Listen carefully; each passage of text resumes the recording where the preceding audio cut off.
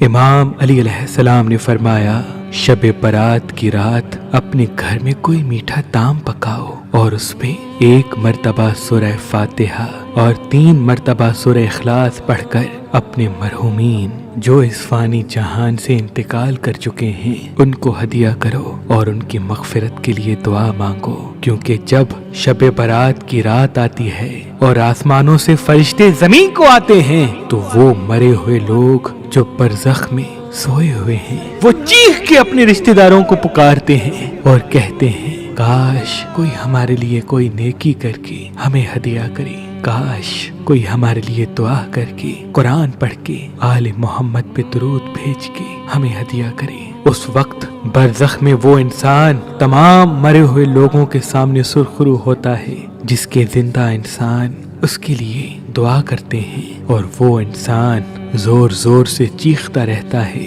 جس کے زندہ رشتہ دار اس مرے ہوئے انسان کو بھول بیٹھے ہیں۔ کبھی بھی اپنے مرے ہوئے عزیز و اقارب کو شب برات کی رات نہ بھولنا، کیونکہ جب شب برات کی رات تم اپنے مرے ہوئے رشتہ داروں کے لیے دعا کرو گے تو اللہ ان کے گناہ معاف کر دے گا، اور یوں برزخ سے وہ تمہاری کامیابی، خوشحالی اور دعاؤں کی قبولیت کے لیے دعا کریں گے، اور اس طرح تم کامیابی و خوشحالی پاؤ گے اور وہ برزخ میں اپنے گناہوں کی نجات پالے گا۔ اللہ کے ولی حضرت شاہ شمس تبریز نے فرمایا کہ حسینی عقیق پہننے سے نظر، تعویذ، جادو انسان پہ اثر نہیں کرتے اور انسان کے کاموں میں رکاوٹیں ختم ہونے لگتی ہیں۔ تو ابھی ہماری ویب سائٹ مہربانی.com پہ آئیں اور یہ پتھر حاصل کریں۔ آپ اپنا لکی پتھر ہماری اپلیکیشن جو گوگل پلے اسٹور اور آئی فون ایپ اسٹور پہ موجود ہے ان سے بھی حاصل کر سکتے ہیں۔ مزید معلومات کے لیے ہمارے نمبر پہ کال کریں۔